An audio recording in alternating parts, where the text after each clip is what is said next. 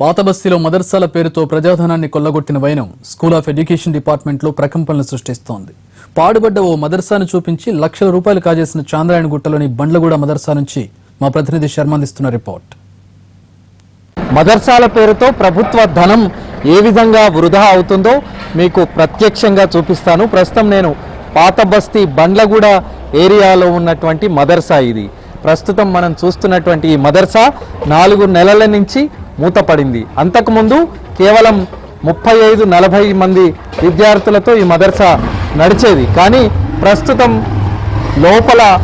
Building లోపల కొంత ఇబ్బందుల కారణంగా ఈ మదర్సాను మూసివేశారు. 4 నెలల నుంచి మాత్రం ఇది నడవడం లేదు.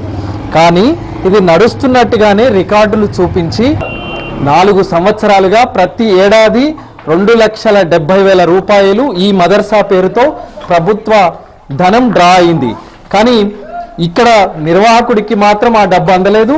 అలాగే ఈ డబ్బు అందినట్టు రికార్డులో మాత్రం చాలా స్పష్టంగా ఉంది. అంటే సుమారు 10-15 లక్షల రూపాయల డబ్బు ప్రభుత్వ ధనం ఈ మదర్సా పేరుతో వృధా అయిందన్నది చాలా స్పష్టంగా కనిపిస్తోంది.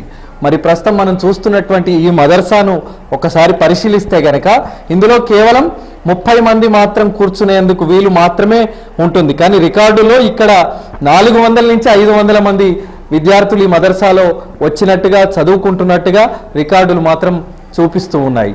అంటే మధ్య దళారీలు ఒక మాఫియాగా ఏర్పడి ఒక 400 మంది స్టూడెంట్స్ ఉన్నట్టు చూపించి కేవలం 2 వాలంటీర్లు మాత్రమే ఇక్కడ ఉండే విధంగా ఉంది. కానీ ఇక్కడ 8 నుంచి 10 మంది వాలంటీర్లు ఉన్నట్టుగా ఒక్కొక్కరికి 6,000 రూపాయలు చెల్లిస్తున్నట్టుగా ఈ రికార్డులన్నీ కూడా వీళ్ళు ఫేక్ రికార్డులు సృష్టించినటువంటి పరిస్థితి మనకు కనిపిస్తోంది. మరి ఈ నిర్వాహకుడితో ఒకసారి మాట్లాడదాం. कितने दिन से ये बंद है? 14 मई से बंद। क्या कंप्लेंट दी आप? कहाँ पर? CCS में क्या कंप्लेंट? CCS में के मेरे को जो है सो क्या नोटिस नवंबर के महीने में नोटिस आई मेरे को कि आप जो है सो मदरसा आप का नहीं है, फेक है। आप जो है सो CCA ये SSS 2,25,000 रुपये उठाए आप। 9 नवंबर को नोटिस आ गई मेरे को कि आप जो है सो 2,25,000 रुपये लिए ला के जमा करो। तो मेरे को 1 रुपया भी नहीं आया। 2014 से कार्रवाई चल रही थी, 1 रुपया भी नहीं आया मेरे को। नोटिस आ गई। स्टूडेंट्स कितने में है? कितने? मेरे कहने 50 to 60 स्टूडेंट्स है। वॉलंटियर्स कितने लोग? 2 ही थे। दोनों के रिकॉर्ड में क्या दिखाए आप?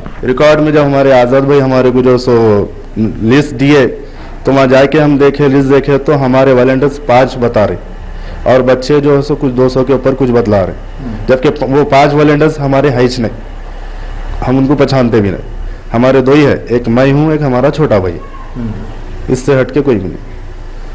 చూశారు కదా, ఇతను చెప్తున్న దాని ప్రకారం 5 మంది విద్యా వాలంటీర్లు ఇక్కడ ఉన్నట్టు వాళ్ళు సృష్టించారు. అలాగే 200 మంది పైగా ఇక్కడ చదువుకుంటున్నట్టు వాళ్ళు రికార్డుల్లో పేర్కొన్నటువంటి పరిస్థితి. అంటే వీళ్లకు వచ్చేటువంటి విద్యా వాలంటీర్లు ఇద్దరికి వచ్చేటువంటి డబ్బు రాకపోగా మిగతా ఎక్కువ మందిని చూపించి రికార్డులో ఆ డబ్బును కూడా స్వాహా చేసినటువంటి పరిస్థితి. ఇది ఒక్క ఉదాహరణ బండ్లగూడకు సంబంధించి మాత్రమే. పాత బస్తీలో ఇలా 202 మదర్సాలకు సంబంధించినటువంటి వ్యవహారంలో అనేకమైనటువంటి అవకతవకలు జరిగాయి. మొత్తం ఈ 4 ఏళ్లలో సుమారు 30 నుంచి 35 కోట్ల రూపాయల వ్యవహారం, ప్రభుత్వ ధనం అక్రమంగా వేరే వాళ్ళ అకౌంట్లోకి వెళ్ళినటువంటి పరిస్థితి మనకు కనిపిస్తోంది. మరి దీనికి సంబంధించి సంబంధిత అధికారులు కానీ అలాగే CCSలో కూడా కేసు నమోదైంది. కాబట్టి ఒక వ్యక్తి జుబేర్ అనేటువంటి కీలకమైనటువంటి వ్యక్తిని పోలీసులు అరెస్ట్ చేసి విచారణ జరుపుతున్నారు. ఇందులో మొత్తం 8 మంది కీలక పాత్ర పోషించినట్టు తెలుస్తోంది. మరి 8 మందిలో ఒక్క వ్యక్తి మాత్రమే అరెస్ట్ అయ్యాడు. మిగతా వాళ్ళందరూ కూడా పరారీలో ఉన్నారు. వాళ్ళు కూడా సంబంధిత అధికారులు, ఉన్నతాధికారుల చుట్టూ తిరుగుతూ తప్పించుకునేటువంటి ప్రయత్నం వాళ్ళు చేస్తున్నట్టుగా తెలుస్తోంది. మరి ఈ కేసులో ఏ రకంగా ముందుకు వెళుతుంది, మరి ప్రభుత్వ సొమ్ము ఏ విధంగా కక్కిస్తారు వాళ్ళ నుంచి అనేటువంటిది కూడా మనం చూడాల్సి ఉంది. కెమెరామెన్ శ్రీనివాస్ గౌడ్తో అరవింద్ శర్మ, NTV, హైదరాబాద్.